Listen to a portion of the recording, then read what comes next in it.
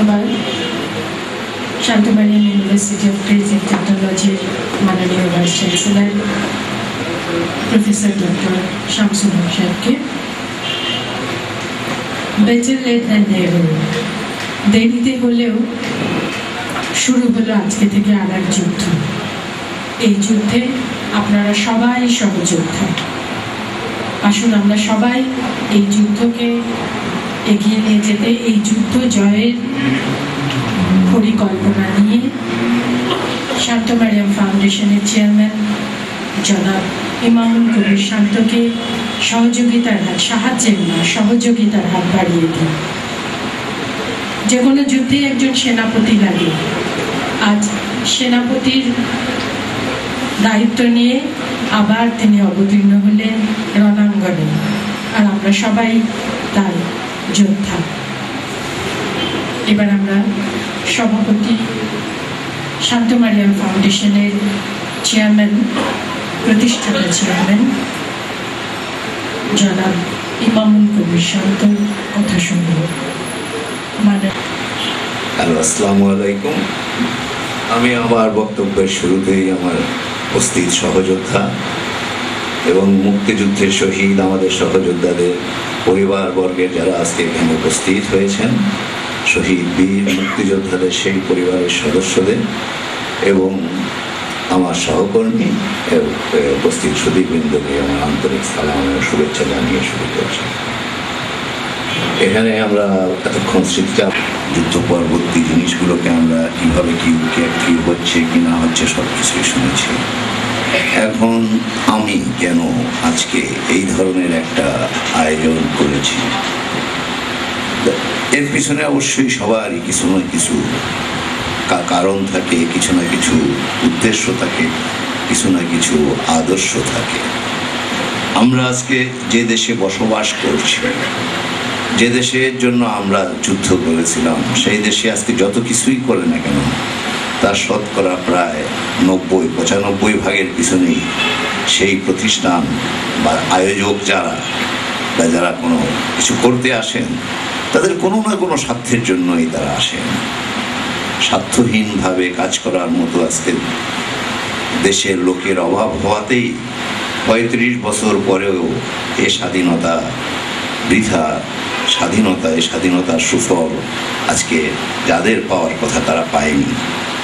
তাই আমি আমার বক্তব্যের শুরুতে বলতে চাই যে বেশি কথা বলার অভিজ্ঞতা থেকে এবং ব্যক্তিগত অভিমত থেকে এর সাথে হয়তো আপনাদের অনেকেই মতের বা পথের মিল নাও হতে পারে।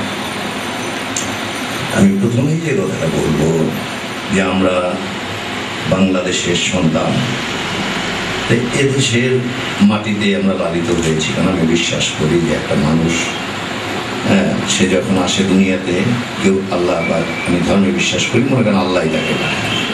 কার মাধ্যমে পাঠায়? মায়ের মাধ্যমে। তা আমরা বলি মানুষ তাকে সিলায় আসে। তা আমি মনে করি আমার এই দুনিয়াতে আসার উচিত আমার মা, সেই আমার সৃষ্টিকর্তা। তা সেই মায়ের ঔরস্যের থেকে আমরা এসেছি। কোথায় লালন পালন করেছে এবং সবশেষে কিন্তু আমরা এই মাটিতেই চলে যাব। এই সত্যকে আমি দারুণভাবে বিশ্বাস করি। তা আমি মনে করি যে আমার যত কর্মকাণ্ড সবকিছুই যদি আল্লাহ আমাকে দেন, তাহলে আজকের এই যুদ্ধে আমরা এগিয়ে যেতে পারব। আজকে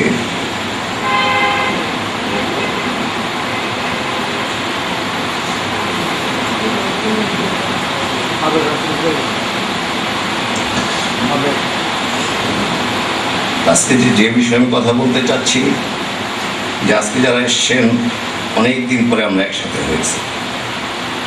যেমন একটা সময় ছিল যখন দেশের ডাকে আমরা সবাই একসাথে ছিলাম, কিন্তু আজকে কি পেয়েছে দেশের মানুষ, আজকে কি পেয়েছে এই মুক্তিযোদ্ধা, আর কি পেয়েছে এই শহীদ পরিবার। তা আমি মনে করি যে আজকে আমরা একটা কিছু করতে চাই, যার জন্য আজকে এখানে সবাইকে ডেকেছি।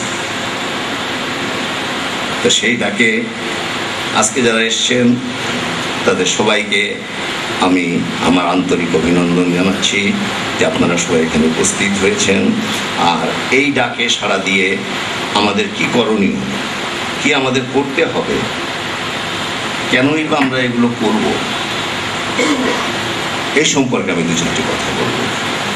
এর ভিতরে প্রথম কথা হচ্ছে যে আমরা দেখেছি 1757 সালে মীর জাফরের বিশ্বাসঘাতকতায় পলাশীর প্রান্তরে আমরা বাঙালিরা আমাদের স্বাধীনতাকে হারিয়েছিলাম। সেই স্বাধীনতাকে পুনরুদ্ধারের জন্য লক্ষ লক্ষ লোক জীবন দিয়েছিল ক্ষুদিরাম, জীবন দিয়েছিল সূর্য সেন, জীবন দিয়েছিল তিতুমিরের মতো যোদ্ধারা। তারপরে 1947 সালে সেই ব্রিটিশের হাত থেকে আমরা একটা স্বাধীনতা পেয়েছিলাম। সেটা ছিল আমাদের জন্য একটা শুধুমাত্র ভৌগোলিক স্বাধীনতা। সে স্বাধীনতাটা আমাদেরকে কি দিয়েছিল? দেখা গেছে যে ব্রিটিশরা, তারা ভিনদেশী, তারা আমাদের সম্পদ লুট করেছে, আমাদেরকে শোষণ করেছে, আমাদেরকে শাসন করেছে। তা সেই একই শাসনে কিন্তু আমরা আবার পরে পড়ে গেলাম কার কাছ থেকে? আমাদেরই মুসলমান পাঞ্জাবি ভাই পশ্চিম পাকিস্তানিদের কাছ থেকে। মাত্র 23 বছরে দেখা গেল যে আমাদের সম্পদ তারা লুট করে নিয়ে যাচ্ছে। তারা এদেশের সব কিছু নিয়ে দেশটাকে একেবারে করে দিচ্ছে। কারণ আমি বলতে চাই যে আমাদের এই সোনার বাংলা অত্যন্ত সম্পদশালী, আমাদের এই সোনার দেশ। কম বয়সে আমরা অস্ত্র ধরেছি, যুদ্ধ করেছি, তারপরে এসেছে একটা স্বাধীনতা। কিন্তু আজকে 35 বছর পরে স্বাধীনতা আমাদেরকে কি দিয়েছে? আমরা যদি আমাদের নিজের বিবেকের কাছে জিজ্ঞেস করি যে আজকে আমরা কি পেলাম, কি পেল এদেশের সাধারণ মানুষ যাদের জন্য এই স্বাধীনতা? আজকে ওরা কারা যারা এর বেনিফিশিয়ারি? কয়েক হাজার লোক। আপনারা জানেন যে আমাদের এই স্বাধীনতা যুদ্ধে যে হয়েছে, যেখানে অনেক শহীদ রক্ত দিয়েছেন, সিরাজি ভাইয়ের মতো লোকরা সেখানে অংশগ্রহণ করেছেন। তারপরে হয়েছে 62 শিক্ষা আন্দোলন, তারপরে হয়েছে 66 6 দফা আন্দোলন, তারপরে শুরু হয়েছে সেই সব নেতা এবং মৌলানা ভাসানী সহ আমি তাদের সব নেতাদেরকে শ্রদ্ধার সাথে এবং তাদের শ্রদ্ধা রেখেই বলতে চাই যে সেই স্বাধীনতা সংগ্রামে আমাদের মহান পুরুষ বঙ্গবন্ধু শেখ মুজিবুর রহমান, যার নেতৃত্বে আমরা এই সংগ্রাম শুরু করেছি। পরবর্তীতে আমরা দেখেছি যে 25শে মার্চ রাত্রে যখন হানাদার বাহিনী আক্রমণ করেছে, তখন আমাদের এক সূর্য সন্তান, যিনি যুদ্ধের ঘোষণা দিয়েছেন, সেই পরবর্তী পর্যায়ে তিনি রাষ্ট্রপতি শহীদ জিয়াউর রহমান নামে আজকে ব্যাপকভাবে পরিচিত। তারা কিন্তু এই দেশটাকে তাদের রক্ত দিয়ে এই দেশটার জন্য কাজ করে যাওয়ার চেষ্টা করেছে। এই দেশ লুটপাট করছে এবং এই লুটপাটের সম্পদ তারা বিদেশে পাঠিয়ে দিচ্ছে। তাহলে এরা কারা? আর এরা আজকে দেশের প্রধান শত্রু বলে আমি মনে করি। এরা স্বাধীনতার শত্রু, এরা মানবতার শত্রু। এদের সাথে রাজাকার আলবদরদের কোনো পার্থক্য নেই, বরং এরা ওদের চেয়েও আরো বেশি জঘন্য, ব্রিটিশের চেয়ে ওই রাজাকার পাকিস্তানিদের চেয়ে। আর সবচেয়ে দুঃখ পরিতাপের বিষয় যেটা আমরা দেখতে পারি এখন, যে এই দুই দল বা যারা আজকে এই দেশটাকে লুটতেছে, দেশের মানুষ, সাধারণ মানুষকে জিম্মি করতেছে, এদের যারা নেতৃত্ব দিচ্ছেন, সেখানে কিন্তু রয়েছেন বঙ্গবন্ধু পরিবারের লোকরা, সেখানে কিন্তু রয়েছেন শহীদ জিয়ার পরিবারের লোকরা, এবং এনারা একে অপরকে লুটেরা হিসাবে দায়ী করছেন। উনি বলছেন যে তুমি এত কোটি লুট করে নিয়ে গেছো, উনি বলছেন তুমি আমেরিকা এত কোটি করে নিয়ে গেছো। এই হচ্ছে দেশের স্বাধীনতা। আর এরা যা করছে, এরা কিন্তু আমাদের স্বাধীনতার মহান পুরুষদেরকে তাদের অস্ত্র হিসেবে, তাদের ঢাল হিসেবে ব্যবহার করছে। আজকে বঙ্গবন্ধুকে যেভাবে ব্যবহার করা হচ্ছে, একইভাবে শহীদ জিয়াউর রহমানকে ব্যবহার করছে, তাদেরকে বিতর্কিত করছে, স্বাধীনতা যুদ্ধকে বিতর্কিত করছে। আজকে তারা সারা দেশকে, জাতিকে দুই ভাগে বিভক্ত করে দিচ্ছে। এই যে আজকে এই শিকড় থেকে দাঁড়িয়ে কিছু সংখ্যক রাজনীতিবিদ, রাজনীতির নামে কিছু সংখ্যক আমলাতান্ত্রিকের নামে কিছু সংখ্যক উকিল, ব্যারিস্টার এবং কিছু সংখ্যক ব্যবসায়ী, যারা তাদের ইচ্ছা মতো লুটপাট করছেন এবং এরাই হচ্ছে এদেরকে আশ্রয় প্রশ্রয় দিচ্ছেন। আজকে আমরা স্বাধীনতার ৩৫ বছর পরে কেনই এই পুনর্মিলনী আমরা করলাম, কারণ আসলে আমাদের সবচেয়ে বড় সমস্যা যে স্বাধীনতা যুদ্ধের পরের থেকে অনেক অনেক বছর আমরা, এমনকি আমাদের যারা সহযোদ্ধা, যেমন আমার মুক্তিযুদ্ধকালীন আমার একজন কমান্ডার বুলবুল ভাই, আমার সহযোদ্ধা এনায়েত, আমার সহযোদ্ধা মিজান, রাজ্জাক, নুরু, এরকম অনেকেই, যাদের সাথে অনেকের সাথে আমাদের দীর্ঘদিন কোনো যোগাযোগ ছিল না। কিন্তু আমরা একটা জিনিস দেখেছি, যুদ্ধের বিরোধিতাকারী যারা ছিল, যারা বাংলাদেশের স্বাধীনতা চায়নি, তারা কিন্তু মুক্তিযুদ্ধায়ন করতে দেয়নি। তারা মুক্তিযোদ্ধাদেরকে বিপথে সুপরিকল্পিতভাবে ঠেলে দিয়েছে। দেখা গেছে যে ছেলে ৭১ সনে যুদ্ধ করেছে, সেই ছেলেই ৭২ সনে হাইজাকার হয়েছে। সে যে আমাদের সাথে আমাদের সঙ্গীরাই আমরা দেখেছি তারা হাইজাকার হিসেবে গুলি খেয়ে মরেছে। কিন্তু এই যে একটা জেনারেশন গ্যাপ করার জন্য সুপরিকল্পিতভাবে কেউ এ কাজ করেছে, সেটা আজ আমরা বুঝতে পারি। যার জন্য আজকে মুক্তিযোদ্ধারা দিনে দিনে স্মৃতির গহ্বরে এবং ইতিহাসের আস্থা করে নিক্ষিপ্ত হচ্ছে। আর একইভাবে তাদের যারা একদিনে দেশের স্বাধীনতা বিরোধিতা করেছিল, আমরা দেখতে পাই যে তারা গাড়িতে ফ্ল্যাগ লাগিয়ে ঘুরছে। তারা বর্তমান প্রজন্মকে ভুল বুঝিয়ে তাদের দিকে নিয়ে যাচ্ছে। তা আমার মনে হয় এই জন্য আমরা তাদের চেয়ে বেশি দায়ী করবো আমাদের নিজেদেরকে। আমরা যদি নিজের বিবেকের কাছে জিজ্ঞেস করি যে আমরা কি করছি, আমাদের যুদ্ধ কি শুধু ওই দিনই শেষ হয়ে গেছে? কারণ অর্থনৈতিক মুক্তির জন্য আমরা স্বাধীনতা করেছি, গণতান্ত্রিক অধিকারের জন্য স্বাধীনতা করেছি। আমরা এদেশের সাধারণ মানুষকে তাদের একটা সুশৃঙ্খল, সুন্দর, দুশ্চিন্তামুক্ত জীবন দেওয়ার জন্য স্বাধীনতা যুদ্ধ করেছি। তাকে আমরা তখন দিতে পেরেছিলাম? পারিনি। বরং আমাদের নেতৃত্বে যারা ছিলেন তারা কিন্তু একইভাবে নিজেদের সম্পদ তৈরির জন্য, নিজেদের নেতৃত্বকে প্রতিষ্ঠিত করার জন্য, তাদের ক্ষমতা এবং তাদের নেতৃত্বের জন্য ঠিক ওই ব্রিটিশ এবং পাকিস্তানিদের মতোই কাজ করে গিয়েছেন। যোগ দিয়েছে দেশের সব বড় বড় রাজনীতিবিদদের সান্নিধ্যে যাওয়ার, তাদের চেহারাও দেখেছে। কিন্তু খুবই অল্প সংখ্যক লোক আমি দেখেছি, এই সাকাওয়াত মতিন ভুইয়ার মতো লোক, এই আরো কিছু লোকজন আছে যারা আসলে দেশের জন্য, জাতির জন্য, এই জামিরুল ইসলাম ভাই বললেন কিছুই নেয়নি, এরকম লোক হাতে গুনে খুঁজে পাওয়া খুব মুশকিল। তা আমরা আজকে আমাদের এইসব ইসের জন্য আমরা নিজেরাই দায়ী, আমরা মুক্তিযোদ্ধারাই দায়ী। আমাদের নৈতিক দায়িত্ব, আমাদের কর্তব্য থেকে আমরা সরে এসেছিলাম বয়সে। তারপর থেকে আমি বাড়ি ফিরে যেতে পারিনি। এই যুদ্ধ চালিয়েছি, এই যুদ্ধেরই একটা অংশ আজকে আমরা শুরু করবো।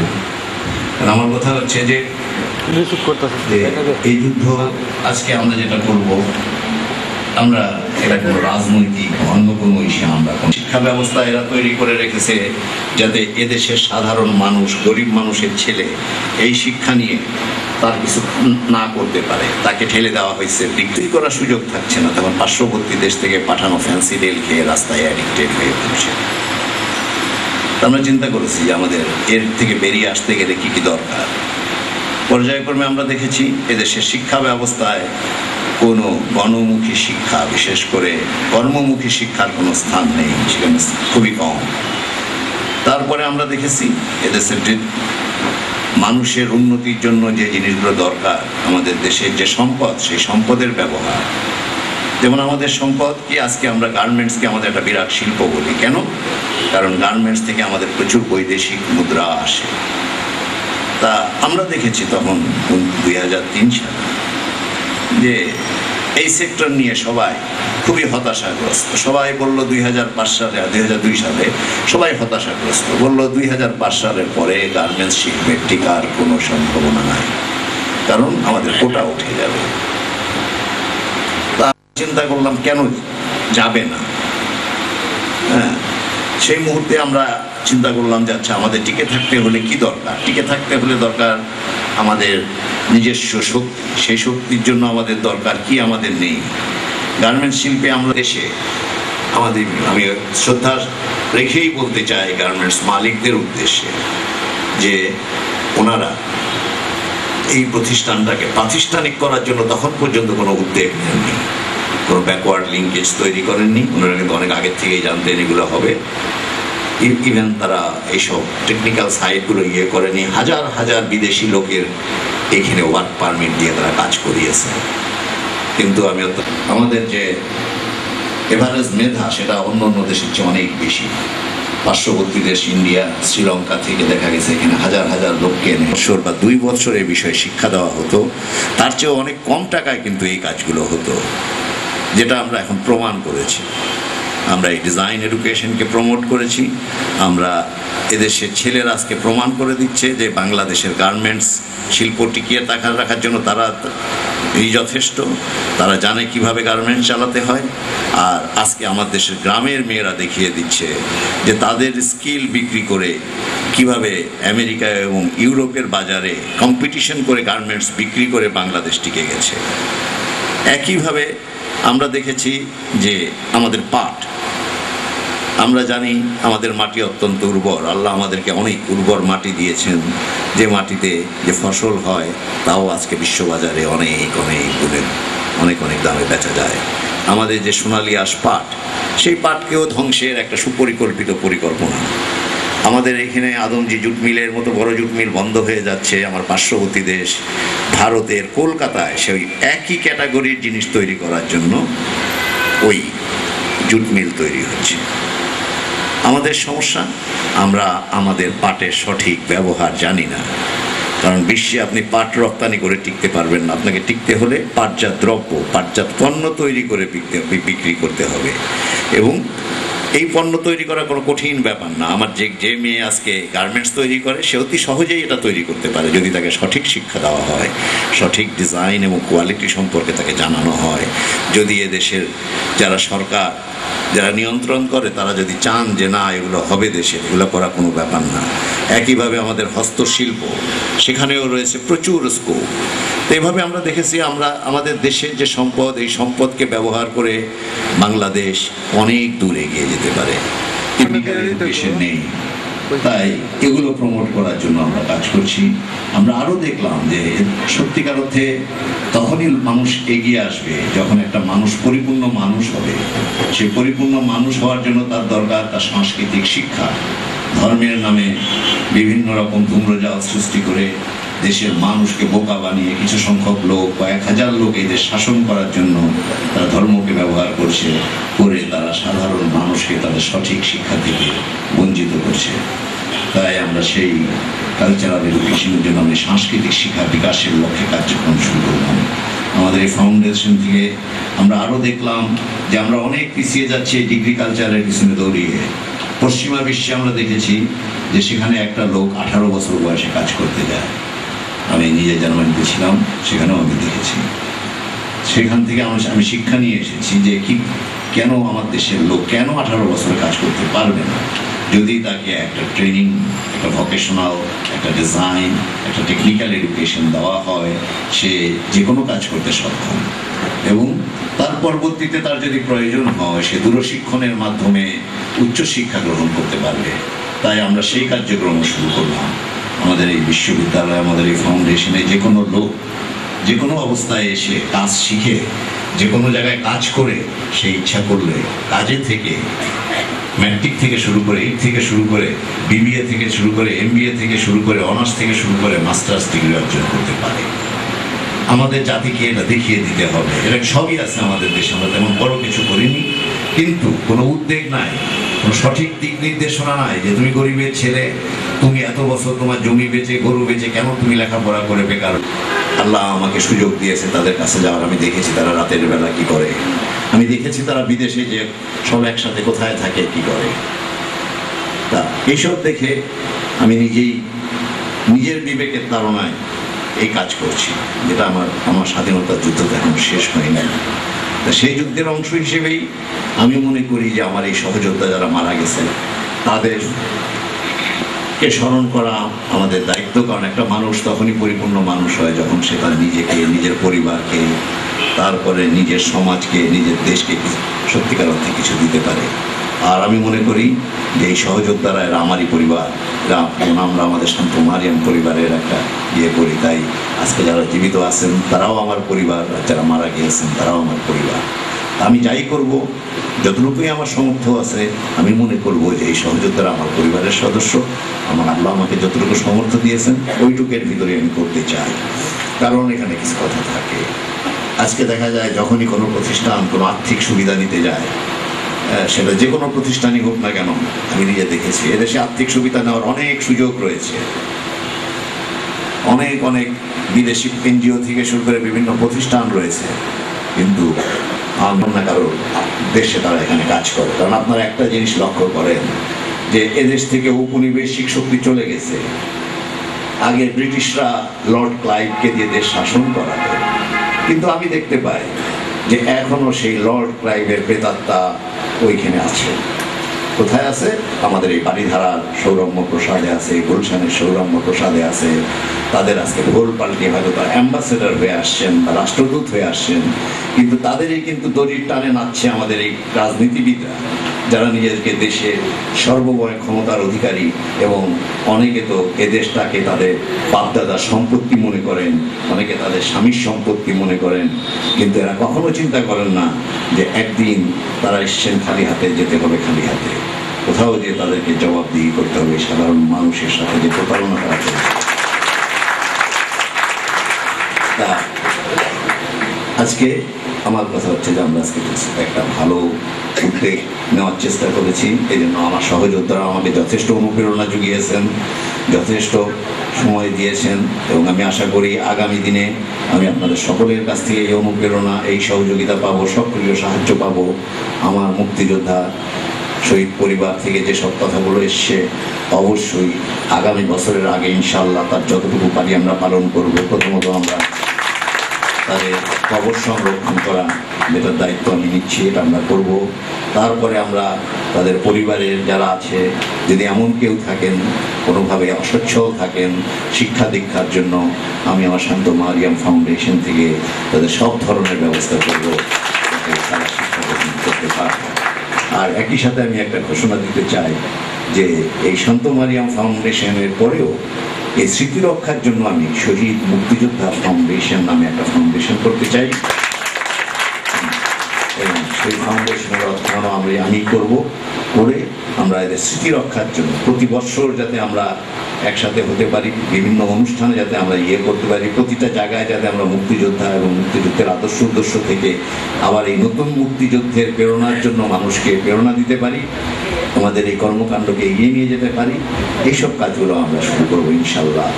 আমি আপনাদের কাছে একটাই চাবো, সেটা হচ্ছে আপনাদের সহযোগিতা এবং আপনাদের দোয়া জানিয়ে আমরা আগামী দিনে এগিয়ে যাব।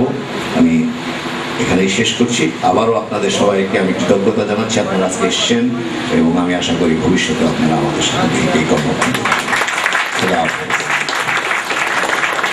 সম্মানিত সুধীমণ্ডলী, আমি একটি সবিনয় নিবেদন আপনাদের কাছে রাখবো। Let us give a standing ovation to Mr. IKS, Imamul Kobir Santos. Let us give a standing ovation.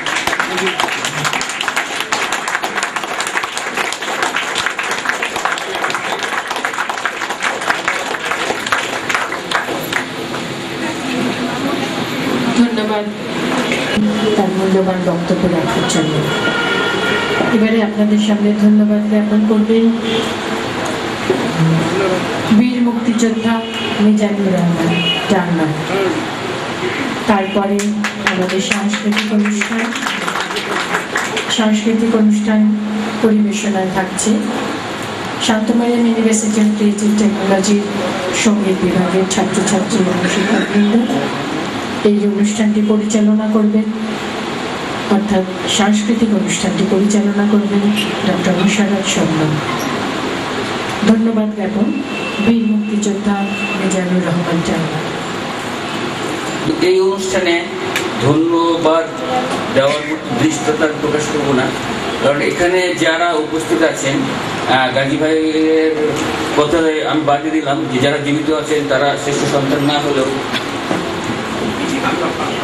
ভাই তাদেরই আত্মীয় স্বজন, মা বোন, বাবা ভাই তারা আছেন, এবং যারা জীবিত আছেন তাদের কাউকে আমি ধন্যবাদ দিয়ে ছোট করতে চাই না।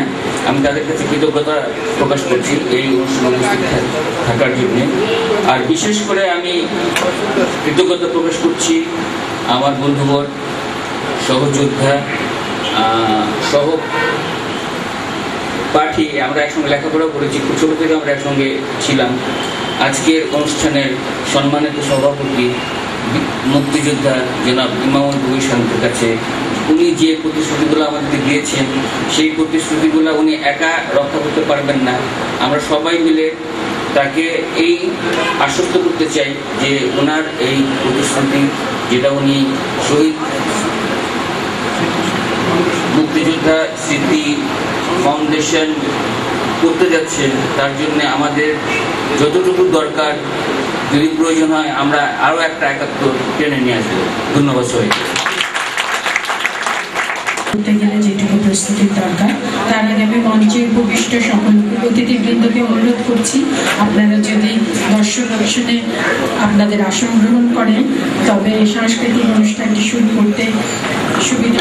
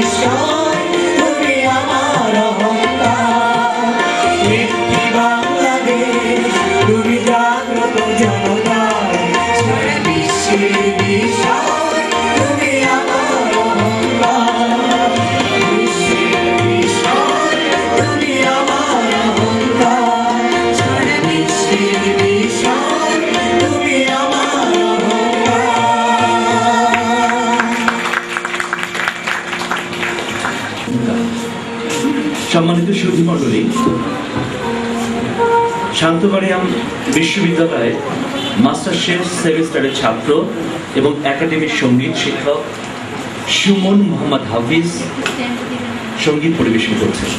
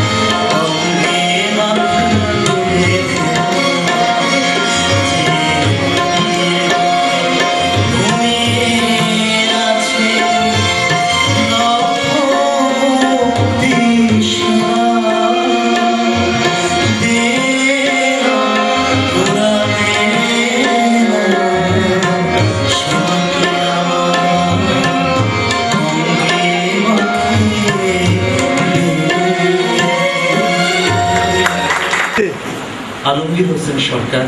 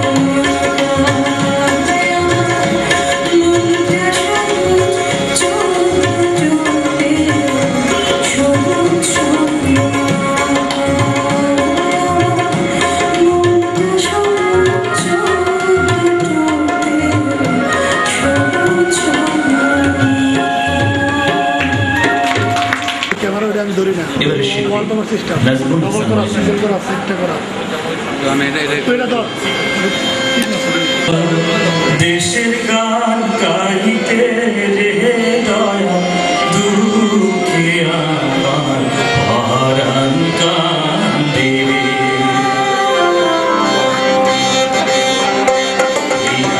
বাংলাদেশের গান গাইতে রে দয়া দুঃখে আমার পরাণ কান্দে রে।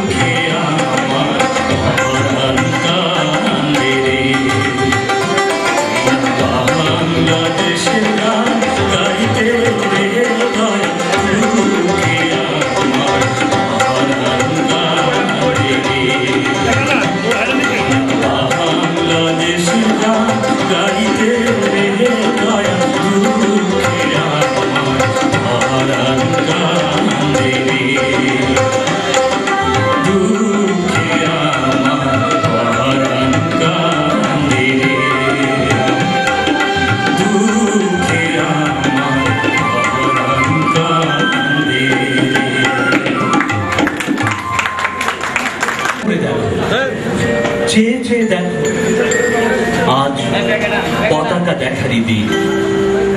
কলরব করে ওঠো, উচ্চারণ করো মুক্তির ভাষা। আমিও তোমাদের সাথে দেখতে থাকি, তোমাদের সাথে আমার অপরিচ্ছন্ন দৃষ্টির অশ্রু সজল দুটি চোখ মেলে দাঁড়িয়ে থাকি। গাঢ় লাল সবুজ পতাকার মধ্যে গোল হয়ে বসে আছে।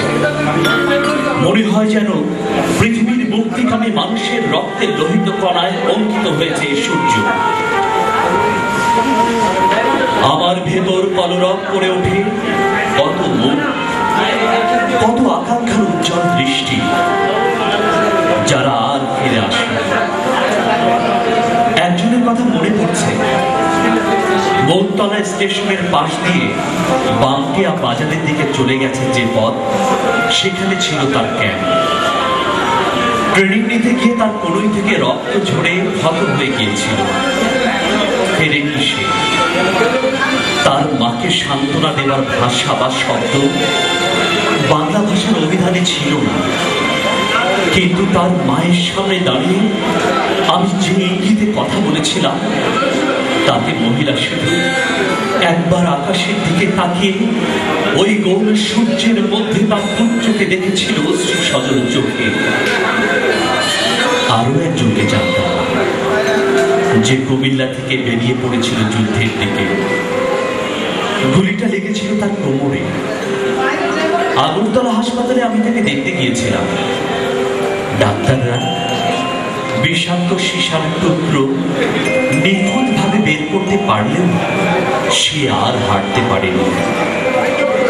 তাকে হুইল চেয়ারে বসিয়ে আমি নিয়ে গিয়েছিলাম মুক্তির উৎসব। ওই পতাকার লাল অংশে তার খানিকটা রক্ত আছে। আমি সবসময় দেখি আর তারই কথা ভাবি। আশ্চর্য, এও কি সম্ভব? কি অবলীলায় তার নাম বাদ দিয়ে লেখা হয়ে যায় মুক্তিযুদ্ধের ইতিহাস। সে ছিল কুমিল্লার একটি হিন্দু পরিবারের মেয়ে। তার পিতার উপজীব্য ছিল সঙ্গীত। আমি সাক্ষ্য দেই, পতাকার ওই লাল অংশে তার রক্তের লোহিত কণিকা মিশ্রিত আছে। হে ইতিহাস, লেখো তার নাম। কুষ্টিয়ায় ঝাঁপিয়ে পড়েছিল ছেলেটি। কুষ্টিয়ার কাস্টম স্তরণের পাশে সে ঝাঁপিয়ে পড়েছিল শত্রুদের জিপকে উড়িয়ে দিতে। খণ্ড খণ্ড হয়ে উড়ে গিয়েছিল তার বাহু, উরু এবং পিঠের কিছু অংশ। হাসিবুল ইসলাম আল্লাহু আকবর বলে আক্রমণ করেছিল। তার বুক থেকে টকটকে কলজেটা উড়ে গিয়ে লেগে আছে ওই পতাকায়। লেখো তার শেষ উচ্চারণ, আল্লাহু আকবর। কলরব মুখর হে ঢাকা মহানগরী, তোমাকে লিখতে হবে ওই রক্ত গরুকে অসাধারণ বিবরণ। দেখতে হবে ইতিহাস নির্মাণ করে কারা, আর কারা কেড়ে নেয় বীরত্বের পদচিহ্ন। দেখো বাংলাদেশের শ্রেষ্ঠ সূর্য সন্তানেরা, দেখো আজ পতাকা দেখারই দিন। কলরব করে ওঠো, উচ্চারণ করো মুক্তির ভাষা। আমরাও তোমাদেরই সাথে দেখতে থাকি। ধন্যবাদ সবাইকে। দর্শক মন্ডলী, আমি বাংলার গান গাই, আমি বাংলায় গান গাই। হ্যাঁ, বাংলার গান গাইতে আসছে সঙ্গীত বিভাগের প্রথম সেমিস্টারের ছাত্র রাজীব দাস।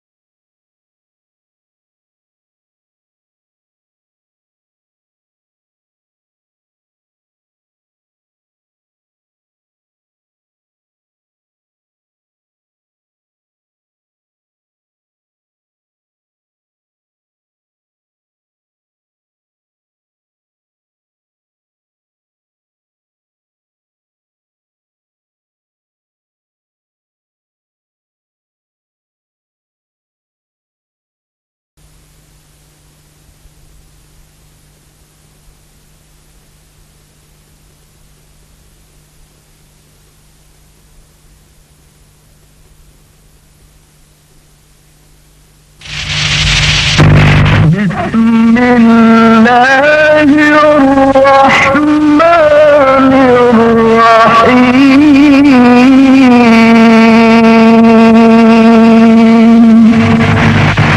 शुरू करता हूँ अल्लाह के नाम से जो बड़ा मेहरबान निहायत रहम वाला है।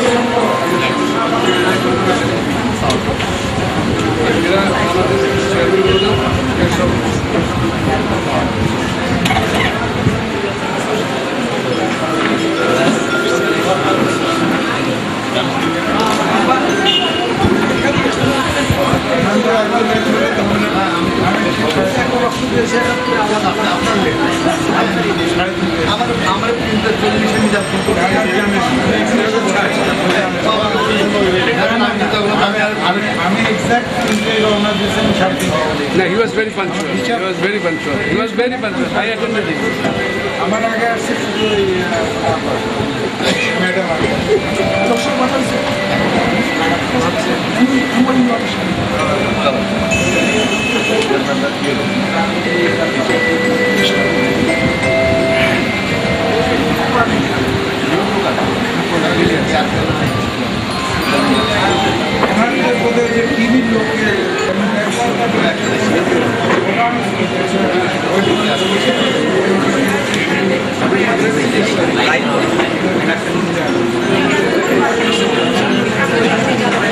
Allah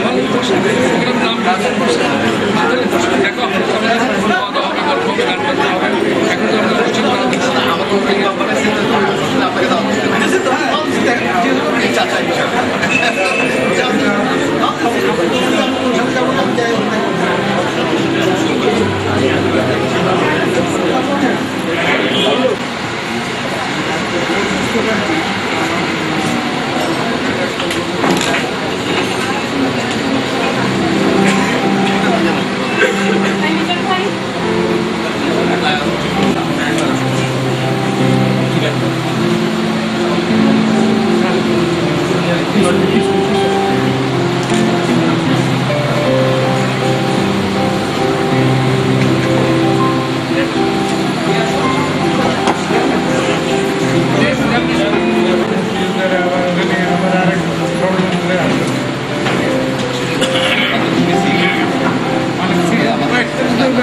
শুভ অপরাহ্ন।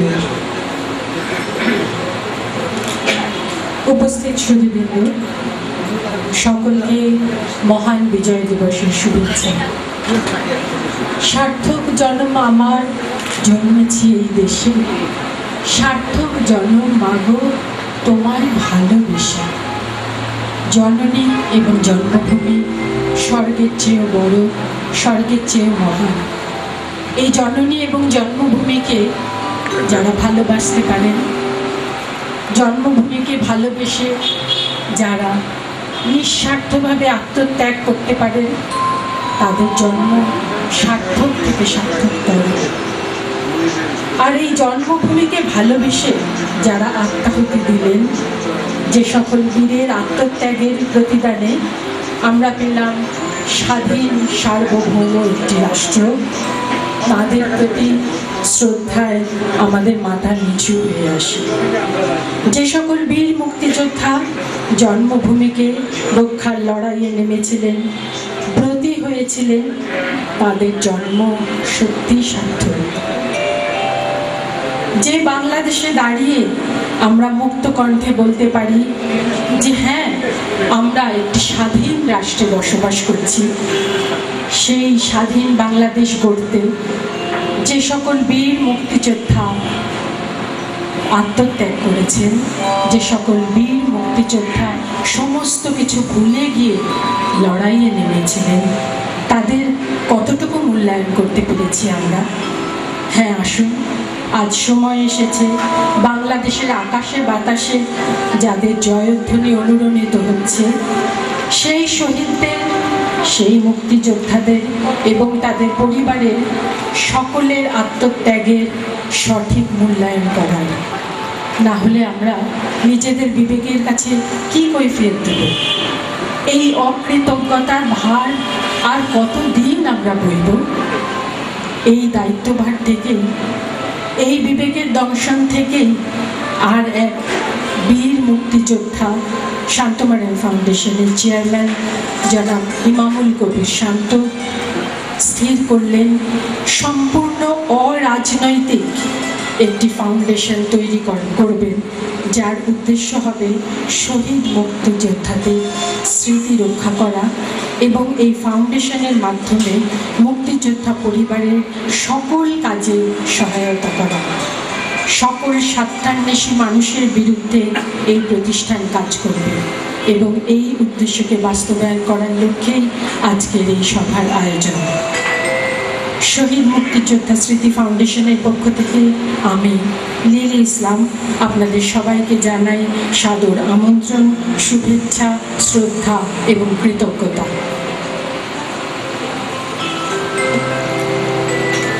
এই অনুষ্ঠানে সভাপতি নির্বাচন করার জন্য আমি মঞ্চে আহ্বান করছি জনাব এটিএম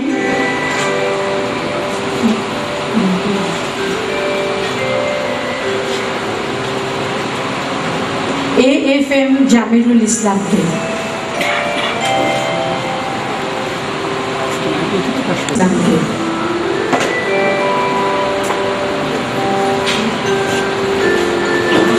ধন্যবাদ। উপস্থিত সুধী মণ্ডলী, আজকের এই স্মরণ সভা ও পুনর্মিলনী সভায় সভাপতির আসন অলঙ্কৃত করার জন্য আমি বিনীতভাবে অনুরোধ করব সন্ত মরিয়ম ফাউন্ডেশনের সম্মানিত চেয়ারম্যান জনাব মোহাম্মদ ইমামুল কবির শান্ত, বীর মুক্তিযোদ্ধা, আপনাকে।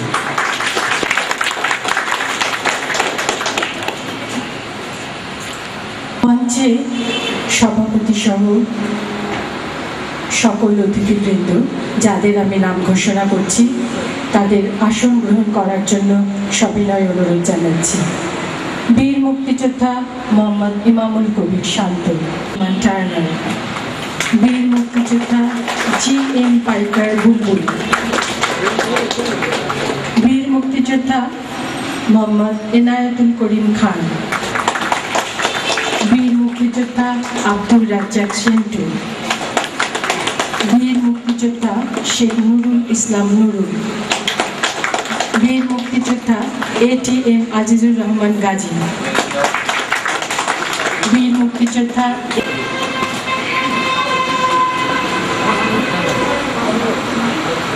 সবাইকে অনুরোধ করছি মঞ্চে আসন গ্রহণ করার জন্য।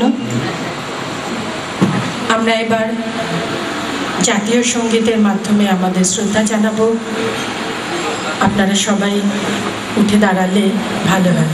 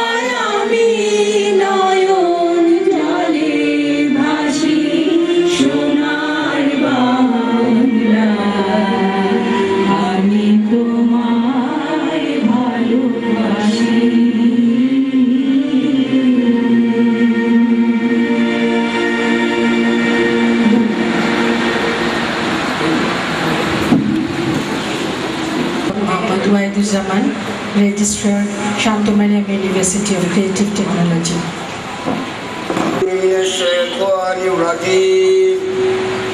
بسم الله الرحمن الرحيم.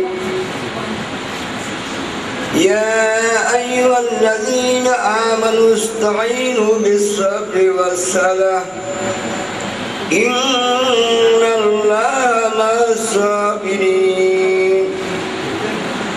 ولا تقولوا لمن يقتل في سبيل الله أموات بل أحياء ولكن لا تشعرون ولا نبلونكم بشيء من الخوف والجوع ونقص من الأموال والأنفس والثمرات وبشر الصابرين الذين إذا أسرع إليه راجعون صدق الله المولانا العظيم السلام عليكم ورحمة الله وبركاته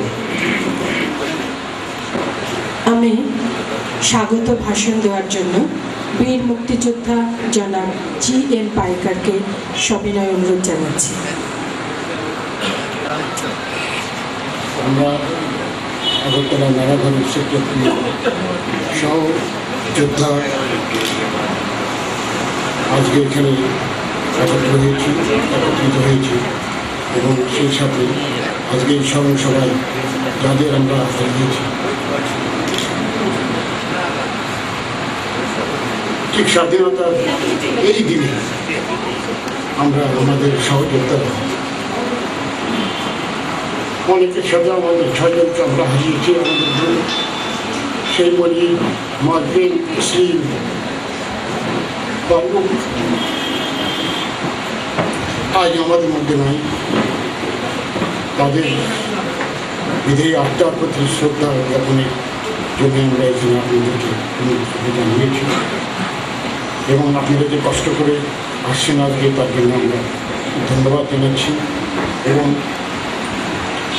আমাদের অনেক কথাই হয়তো বলার ছিল অনেক দিন পরে ধীরে ধীরে হয়তো ভুলতে বসেছি তবু এর মাঝখান দিয়ে আজকে শান্ত মরিয়মের চেয়ারম্যান সাহেবের বদৌলতে আজকে আমরা কথা বলার একটা সুযোগ এখানে পেয়েছি তার জন্য ওনাকে আমি ধন্যবাদ জানাচ্ছি এবং সেই সাথে আপনারা যে আছেন বা কষ্ট করে আসছেন এই আসার জন্য ধন্যবাদ জানাচ্ছি। তো উপস্থিত সুধীবৃন্দ একটু কষ্ট হলেও একটু অপেক্ষা করবেন এবং আমাদের সাথে একত্রতা ঘোষণা করে সেই শহীদ পরিবার এবং সেই শহীদ ভাইদের প্রতি শ্রদ্ধা জানানোর এই সুযোগকে আপনারা গ্রহণ করবেন।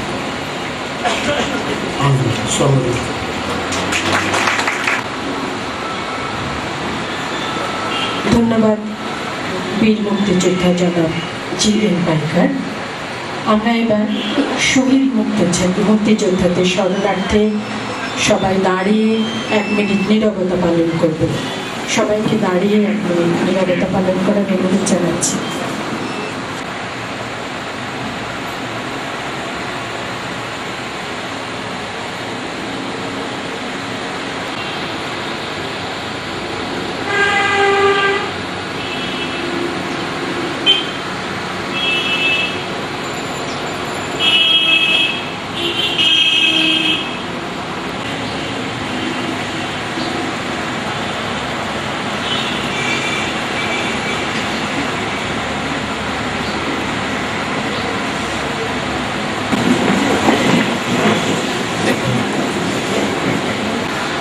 আমাদের এখানে শহীদ মুক্তিযোদ্ধা পরিবারের বেশ কয়েকজন উপস্থিত আছেন, তাদের সকলকে ফুলের শুভেচ্ছা জানাবেন শান্ত মারিয়াম ফাউন্ডেশনের চেয়ারম্যান জনাব ইমামুল কবির শান্ত।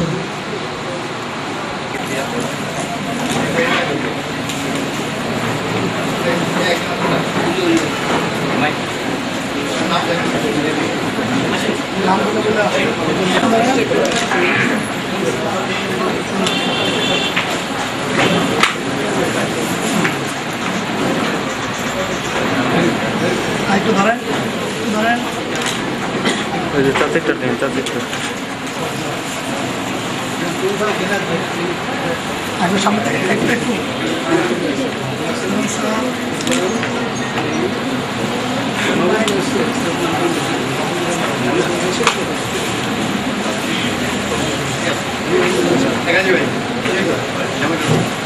একটু ধরেন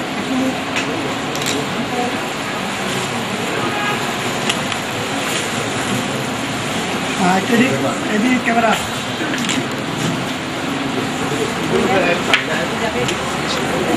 তাড়াতাড়ি নামটা একটু ক্যামেরা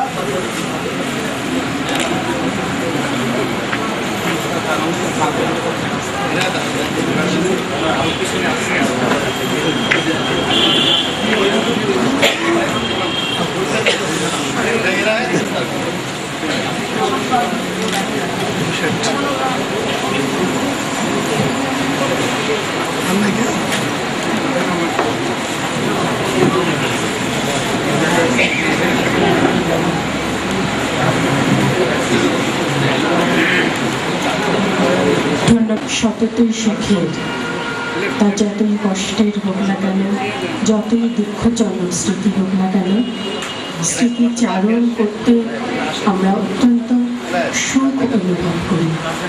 সেই স্মৃতিচারণ করতে আসছেন বীর মুক্তিযোদ্ধা জনাব গোলাম নবী।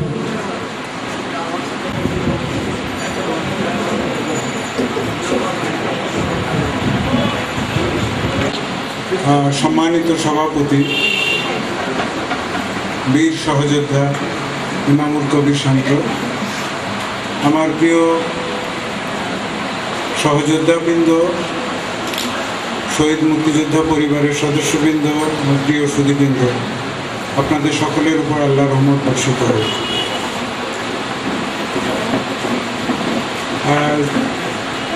আলোচনা বা স্মৃতিচারণ করার বোধহয় এটা সময় না, এটা লম্বা বক্তৃতা দেওয়ারও সুযোগ নাই। আমি যে যে সর্বোচ্চ অবদান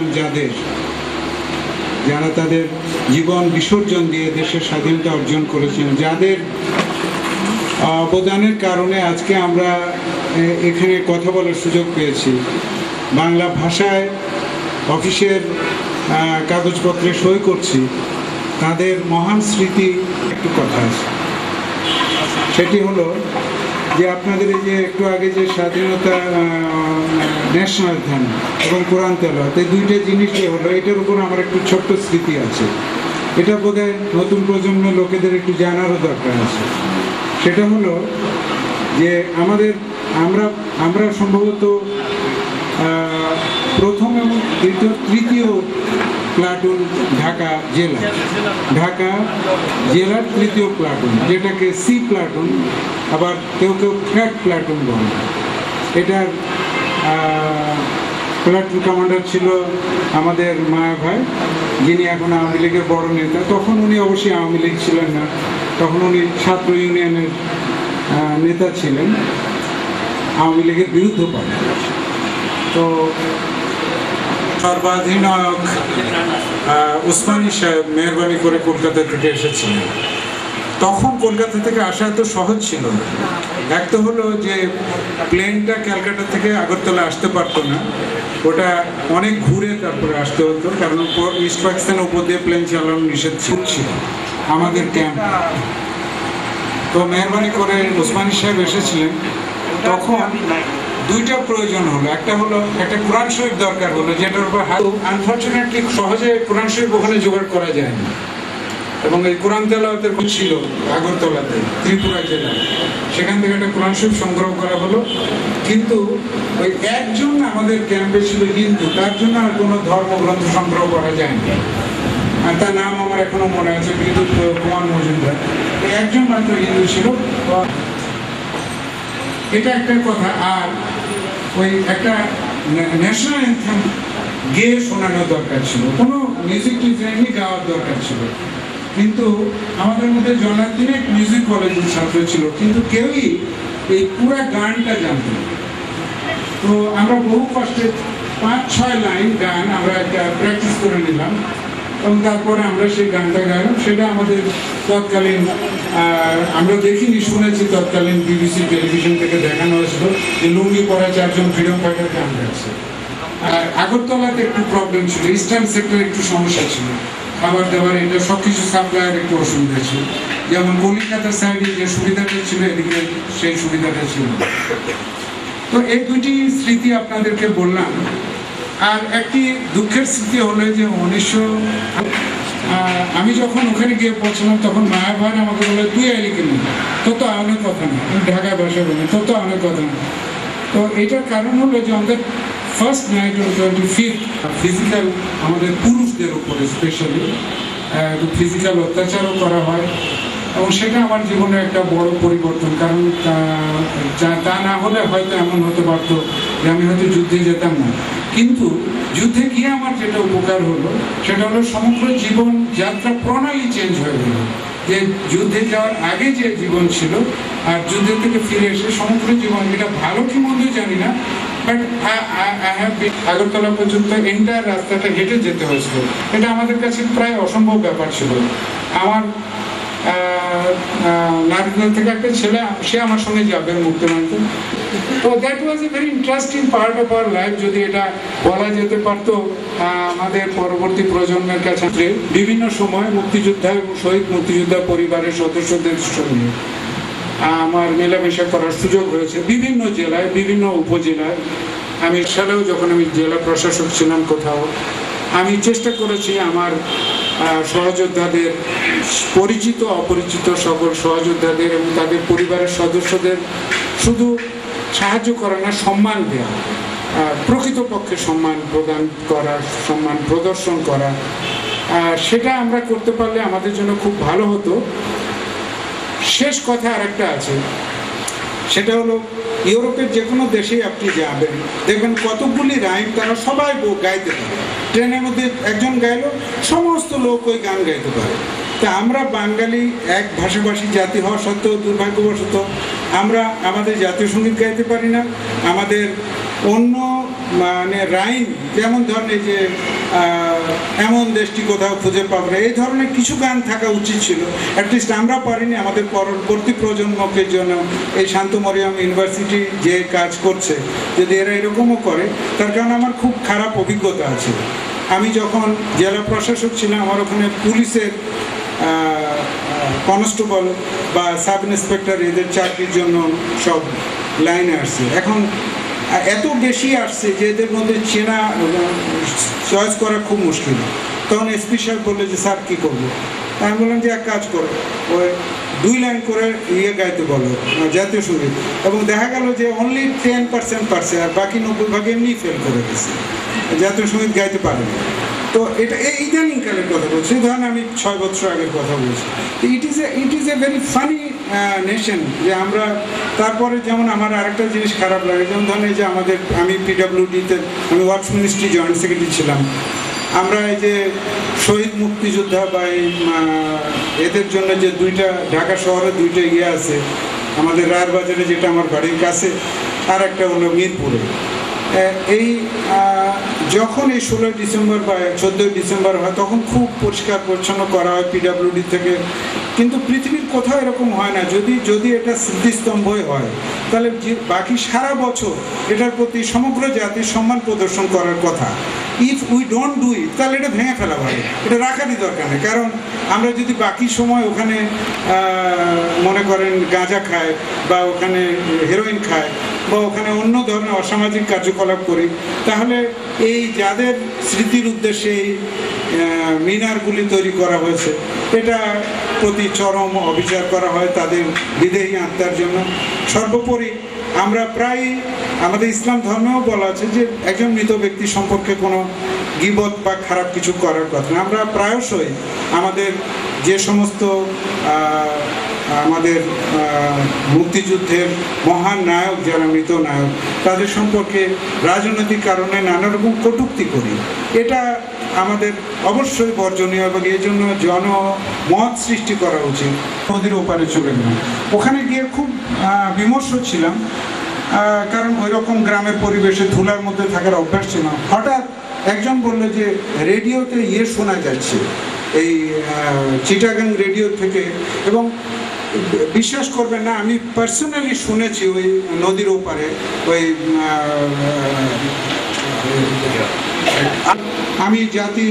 আমি বাঙালি জাতির স্বাধীনতা ঘোষণা করছি, মহান নায়ক, মহান নেতা শেখ মুজিবুর রহমান নামে আমি বাংলা জাতি এইরকম। উনি বাংলাটা ভালো ছিল না, ইংরেজি বাংলা মিলে উনি যেটা বললেন ওন কণ্ঠস্বর, শহীদ জিয়াউর রহমান।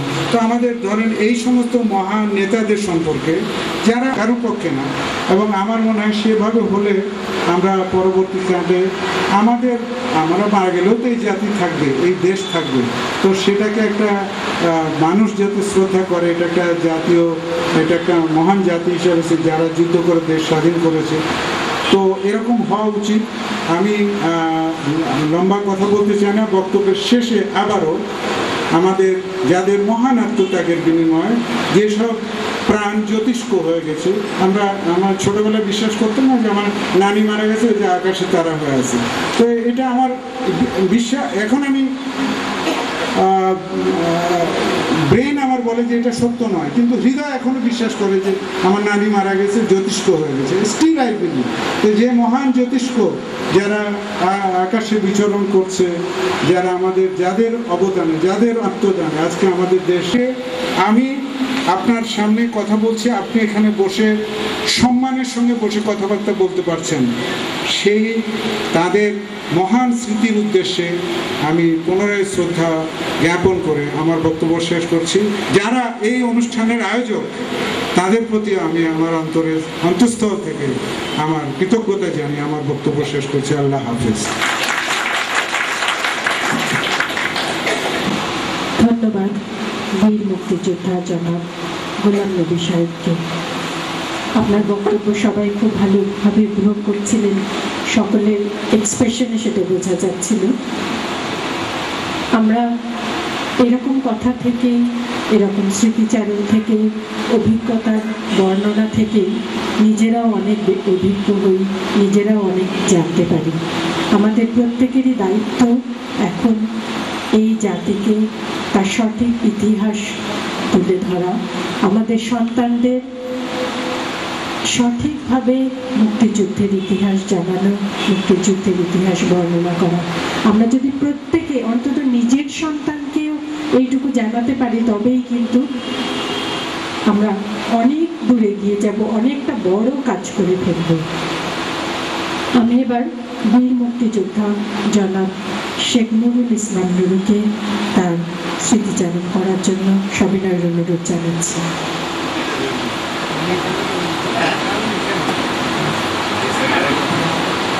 প্রথমে ধন্যবাদ জানাই শান্তিনিকেতন ফাউন্ডেশনের চেয়ারম্যানকে। অনেকদিন পর আমাদের হারিয়ে যাওয়া বন্ধুদের এবং আমাদের স্মৃতিচারণ করবার সুযোগ দেওয়ার জন্য। স্মৃতিচারণ করতে গেলে অনেক কিছুই আছে আমাদের, প্রথম থেকে শেষ পর্যন্ত 17ই ডিসেম্বর। এত লম্বা না করে বলতে পারি, নবী ভাই বলে গেলেন কীভাবে কার যাওয়া, আমি সেদিকে না গিয়ে আমাদের অবস্থানের কথা বলছি। আমরা কাল গিয়েছিলাম আজিমপুর গোরস্থানে, আমাদের সঙ্গে আর মারা গিয়েছিল নদী পার হয়ে স্বাধীন হওয়ার পরের দিন নৌকা পার হয়ে আমরা এই পাশে আসার জন্য সবাই উদ্গ্রীব যে কীভাবে আমরা ঢাকা পৌঁছাবো। ঢাকা ছাড়িনি, তার আগে কখনো হয়তো একদিন বা দুদিনের জন্য ঢাকা ছেড়ে কোথাও গেছে।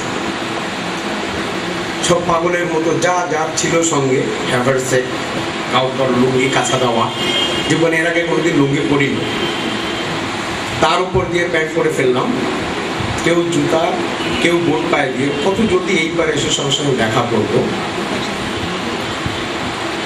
আসলে তখন বুঝতে পারিনি যে এই কাপড়গুলা, এই আনন্দটা আমাদের সঙ্গে যারা আছে তারা মিলে আমরা আর কোনোদিন ভোগ করতে পারবো না। স্বাধীনতার সুফলটা আমাদের মধ্যে সবাই ভোগ করতে পারবে না।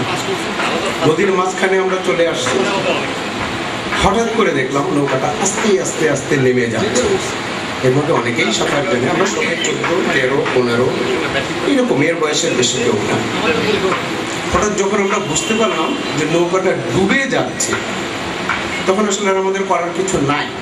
এমনভাবে কেউ আর্মসটাকে ক্যারি করছে, কেউ অ্যানিমেশন সুখে যতগুলা ছিল, যা আমরা যে ভারটা বহন করে আসতে পারবো না অতটাই সঙ্গে নিয়েছি। এখান থেকে চেন, মাজায় চেন ধরে সঙ্গে রয়ে গেছে, যে বন্ধুদের দেখাবো। এটাও একটা ক্রেডিট মনে করেছিলাম তখন, যে যারা যায়নি কারণ আমরা তখন কেউ 9-এ পড়ছি, কেউ 10-এ, কেউ নিউ 10 ইন্টারমিডিয়েট, সবাইকে দেখাবো বলে। আনফর্চুনেটলি ধারণ ক্ষমতা আছে, তার থেকে অনেক বেশি আমরা ওখানে আসছিলাম। কে কার সঙ্গে মানে কম্পিটিশন দিয়ে উঠেই পারে। মনে আছে যে আপনার একটা সিনেমা হয়েছিল, ওরা 11 জন, খসরু ভাইরা করেছিল। বেসিক্যালি ওরা 11 জন নাম দেওয়ার পেছনের মূল কারণই কিন্তু আমাদের সঙ্গে এই 11 জন মরে গিয়েছিল বা মারা গিয়েছিল যারা ছিল। খসরু ভাইয়ের ছোট ভাইও ছিল, সে মারা যায়নি। তো সেই কবরগুলোর অবস্থা যে এরা ছিল, গিয়ে যে অবস্থা ওখানকার পরিবেশ দেখলাম, খুব খারাপ লাগলো। তারপর থেকেই আমরা চেষ্টা করছি যে এই কবরটাকে কীভাবে সংরক্ষিত করা যায়, বা আপনার সিটি কর্পোরেশন থেকে ওইটুকু আমরা আলাদা পারি। তাই আমাদের ভয় হয়তো বা আমরা মারা গেলে বা আমরা চলে গেলে আমাদের নেক্সট জেনারেশন এটাকে রাখতে পারবে না, সম্ভবত ওইটার উপর কোনো একটা রাজাকারের কবর হয়ে যাবে। সেই চেষ্টার আলাপের পরে চেয়ারম্যান সাহেবের সঙ্গে আলাপ করলাম, উনি এই উদ্যোগটা নিলেন। এই উদ্যোগটা নেওয়ার ফলে আমরা তার সঙ্গে যারা সহযোগী ছিলাম, সত্যি কথা বলতে অনেক বেশি স্পিডেড হয়ে গেছে। দেশে পিছিয়ে আছে, আমরা সামনে আগিয়ে যাওয়ার জন্য। এবং মুক্তিযোদ্ধা আমাদের সঙ্গে অনেক আছে যারা অবস্থানে নেই, তাদের ছেলে মেয়েদের লেখাপড়া হচ্ছে না। তখন ছাত্র মারিয়াম থেকে উনি বললেন যে কোনো একটা উদ্যোগ নেওয়া দরকার, অন্তত এরা জানি লেখাপড়া করতে পারে, বা এদের অনেকেরই ছেলে মেয়ের বিয়ে হচ্ছে না, বা কেউ আমাদের সঙ্গে একই টেন্টে ঘুমিয়েছি, আমাদের একদম সহজ। আমরা একটা কিছু করবার চেষ্টা করছি, আর সেই চেষ্টার সঙ্গে সঙ্গেও আমরা ধরে রাখার চেষ্টা করছি আমাদের স্মৃতিটাকে সহজতে লিখে। আমাদের সে আশাটা পূর্ণ হবে কিনা, কারণ আমাদের মধ্যে অনেকেই নেই। যখন আমরা উদ্যোগ নিয়েছি এখন অনেকেই চলে গেছে, অনেকেই হয়তো পাবো না, ঠিকানা বিহীন হয়ে গেছে। তবু আমাদের এই চেষ্টার করেই যেতে হবে। আমাদের জন্য আপনারা একটু দোয়া করবেন, অন্তত আমাদের নেক্সট জেনারেশন যেন জানতে পারে যে এরা মুক্তিযোদ্ধা ছিল, এদের কিছু গল্প আছে, এদের কিছু কষ্ট আছে। স্বাধীন হওয়ার পর এদেরও কিছু পাওনা ছিল, সেটা তারাও একসময় বিচার করবে আমরা সেটা পেয়েছি কি পাই। ধন্যবাদ।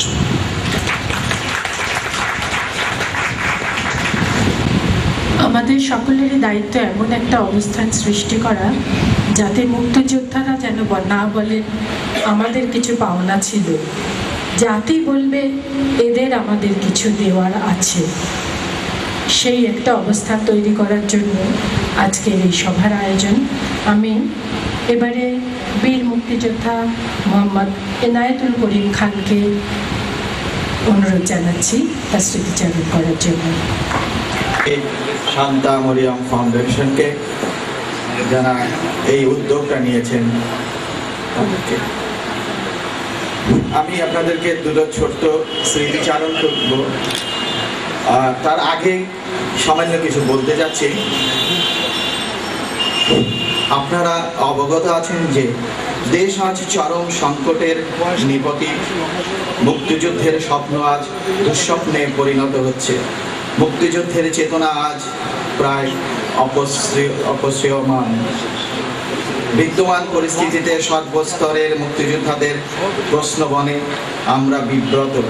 তাই জাতির অতন্ত্র প্রহরী মুক্তিযোদ্ধাদের বক্তব্য আপনাদের মাধ্যমে জাতির সামনে তুলে ধরার জন্যই আজ আমাদের এই প্রয়াস। বাজি রেখে দেশের শত্রু মুক্ত করতে যুদ্ধে ঝাঁপিয়ে পড়া, আমরা তা করেছি। দেশকে শত্রুমুক্ত হয়ে রয়েছেন। যুদ্ধ শেষে আমাদের অস্ত্র জমা দিয়ে তখন নিজের মনে প্রশ্ন জাগে, এই অবস্থার জন্য কি আমাদের রণাঙ্গনের সাথীরা শহীদ হয়েছেন? এই অবস্থার জন্য কি দেশের 7.5 কোটি মানুষের ত্যাগ স্বীকার করেছেন? এই অবস্থার জন্য কি আমরা আমাদের স্বপ্ন হারিয়েছি? এই অবস্থার জন্য কি আমাদের অসংখ্য মা বোন সম্ভ্রম হারাতে বাধ্য হয়েছিল? এইটুকুই আপনাদের কাছে। এর আরেকটু ছোট্ট দুটো স্মৃতিচারণ। আমি যখন যুদ্ধে যাব তার আখ্যানটায় আমার এক ফুফাতো ভাই আমাকে যুদ্ধে যাওয়ার জন্য পটাচ্ছেন যে কিভাবে যুদ্ধে যাই। উনি একা আমাকে সাথে নেবেন। অনেক পটাবার পরে আমাকে দুটা লাইন বললেন, সেটা গানের লাইন। তোর ডাক শুনে যদি কেউ না আসে তার একলা চল রে। এটা বলে আমাকে পটালেন। আমরা ঠিক রওনা হলাম। কুমিল্লার গোমতী নদী পার হয়ে, গোমতী নদী কারফিউ ছিল, পার হয়ে আমরা যাব ওপারে। এর আগেই ময়নামতি ক্যান্টনমেন্ট দিয়ে যখন বাস চলে যাচ্ছিল তখন আমার সেই ভাইটাকে পাকিস্তান আর্মিরা বাস থেকে নামিয়ে নেয়। সবাইকে নামিয়ে চেক করেছিল, নামিয়ে নেয়। তখন আমরা ধরে নিয়েছিলাম, পরে সবাইকে ছেড়ে দেয়, ধরে নিয়েছিলাম তাকে মেরে ফেলবে। অনেকক্ষণ তাকে রেখে দিল, বাসকে চলে যেতে বলল, সমস্ত যাত্রী ছেড়ে দিল। তখন যে বাসের ড্রাইভারটা ছিল সে যাচ্ছিল না। তো অনেক ধমক দিয়ে তাকে বাসটা ছাড়ালো, কিন্তু সে তবুও বাসটাকে আস্তে আস্তে করে ছাড়ছিল, যদি ছেড়ে দেয় এই আশা। সেই গোমতী নদীর পার হয়ে আমরা সাঁতরে পাড়ে চলে গেলাম। যুদ্ধে যাচ্ছি, তখন যুদ্ধে ক্যাম্পে গেলাম, ট্রেনিং নিলাম। ট্রেনিংয়ের সময় আমার সাথীর সাথে যখন ট্রেনিং নিচ্ছি তখন মোয়াজ্জেম, যখন ডিআইজি সাহেবের ছেলে, যেটা আমাদের কমান্ডার ছিলেন মোশাররফ সাহেব, তারই 2 ছেলে মারা যান। মোশাররফ সাহেবের ভাই, 2 ভাই আমার সাথে ট্রেনিং নিত। তখন judo training, Pakistan army, Indian আর্মিদের সাথে আমাদের সে ট্রেনিং। আমাকে জুডো শেখাচ্ছেন আমাদের সাথে। সে আমার কলিগ, বন্ধু, একই বয়সী মোয়াজ্জেম এবং আমি। আমাকে জুডো শেখাচ্ছেন, ওর সাথে শিখলাম। সেই যে তার শরীরে নিয়ে কাঁধে আমার সাথে আসছে, আমি ট্রেনিং নিচ্ছি তার সাথে, তার পিঠ আমার পিঠের সাথে লাগছে। তার এখন চিন্তা হলে মনে করে সেই পিঠটা আজ তো সে নাই, আমার সাথে একসাথে যুদ্ধ করেছে, একই ক্যাম্পে, একই টেন্টে, একই সাথে ছিলাম। নুরু আমাদেরকে খাবার এনে খাইতো। সে 2 জন ছিলেন, যে আবুল এবং শিল্পী শাহাবুদ্দিনের ছোট ভাই। উনি সেই ছোট ভাই, সে ক্লাস 8-এ পড়তো তখন, হাফিজউদ্দিন নাম। তখন আমাদের খিদা লাগতো, ট্রেনিংয়ের পর ট্রেনিংয়ে এসে বেশ খিদা লাগতো, কোথায় খাবো কি পাবো। ওরা 2 জন জঙ্গলে চলে যেত, ছোট্ট 2 জন। কোথা থেকে আছে, তাদেরকে ধন্যবাদ আমাদের কলা খাওয়াবার জন্য। আরেকটু শাস্তি ট্রেনিং, আমরা ইন্ডিয়ান আর্মিদের সাথে যখন ট্রেনিং নিতাম, সে 5 মাইল আমাদের ওদের সাথে দৌড়াতে হতো। তো একদিন হঠাৎ করে কেন জানি না, রাতে আমাদেরকে সারা ক্যাম্প ঘেরাও করে কারফিউ দিয়ে রাখলো, আমরা যারা ট্রেনিং নিচ্ছি। পরের দিন আমাদেরকে শাস্তি দিল, সকালে রৌদ্রর মধ্যে আর্মস নিয়ে তাকিয়ে থাকতে হবে। সারাটা দিন আমরা সেই মাঠে রৌদ্রে দাঁড়িয়েছিলাম। সুজাত আলী, ক্যাপ্টেন সুজাত আলী ছিলেন সেই ক্যাম্পের চার্জে। আর পাকিস্তানি আর্মিদের, ইন্ডিয়ান আর্মিদের আরেকটা ছিল, তখন পাকিস্তানি আর্মিদেরকে যারা বর্ডারে মারা যেত, তাদেরকে নিয়ে আমাদের ক্যাম্পে দেখাবার জন্য ট্রেনিংয়ের সময় রেখে দেওয়া হতো, যে দেখত। তখন সেখান থেকে আমরা সাহস পেতাম। ছোট অবস্থায় তখন প্রথম যুদ্ধে ট্রেনিং নিচ্ছি। প্রথম একদিন রাত্রে দাঁড় করিয়ে দিল সেন্ট্রির ডিউটিতে, শরীর কাঁপছে, অন্ধকার। মোশাররফ সাহেবের ক্যাম্পের মাফ করবেন, মেজর কে কোথা থেকে আসে, প্রথম ট্রেনিং এবং প্রথম ডিউটি পড়েছে। সেই শরীর পশম দাঁড়িয়ে যেত যে কিভাবে ডিউটি করব। আস্তে আস্তে সেই পাকিস্তানিদের যখন লাশ দেখতাম বর্ডারে দাঁড়িয়ে আছে, আস্তে আস্তে সাহস সঞ্চয় করে আমাদের যুদ্ধটাকে আরো জিততে হবে, এই বল নিয়ে আমরা এগিয়ে যাই। তো পাকিস্তানি আর্মিরা, ইন্ডিয়ান আর্মিরা যখন আমাদেরকে ট্রেনিং দিত, গ্রেনেড ট্রেনিং, তখন বলতো কি যে গ্রেনেড মেরে তুই বসবি না, দাঁড়িয়ে দেখবি যে গ্রেনেডটা ফাটে কিভাবে, নাহলে বুঝতে পারবি না যে যুদ্ধে কখন কিভাবে ফাটবে, তোকে কিভাবে প্রস্তুতি নিতে হবে।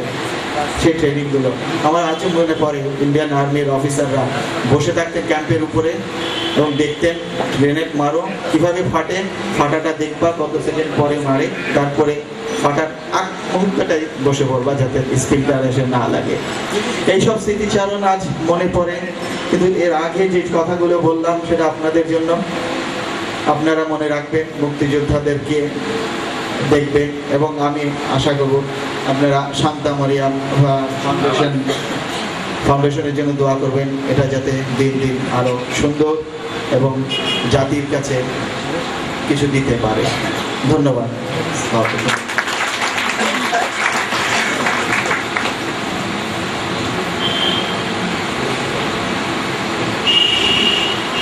করিম খান সাহেবকে, যদি তোর ডাক শুনে কেউ না আসে তবে একলা চলো রে। না, একলা কিন্তু চলতে হয়নি। যুদ্ধ জয়ের জন্য, যুদ্ধের জন্য লক্ষ লক্ষ শহীদ কাঁধে কাঁধ মিলিয়ে, হাতে হাত মিলিয়ে ঝাঁপিয়ে পড়েছিলেন জন্মভূমির রক্ষার্থে। এখানে আমি সেরকমই একজন বীর মুক্তিযোদ্ধা জনাব ATM আজিজুর রহমান গাজীকে অনুরোধ জানাবো তার স্মৃতিচারণ করার জন্য।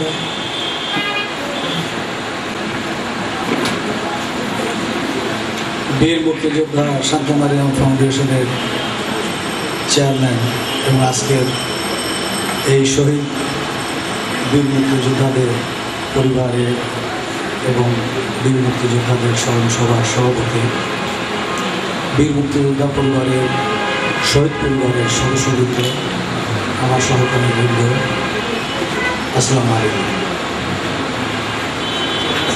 আমাদের দুটো নাম আছে, একটা হচ্ছে বীর মুক্তিযোদ্ধা, আর একটা হলো জাতির শ্রেষ্ঠ সন্তান।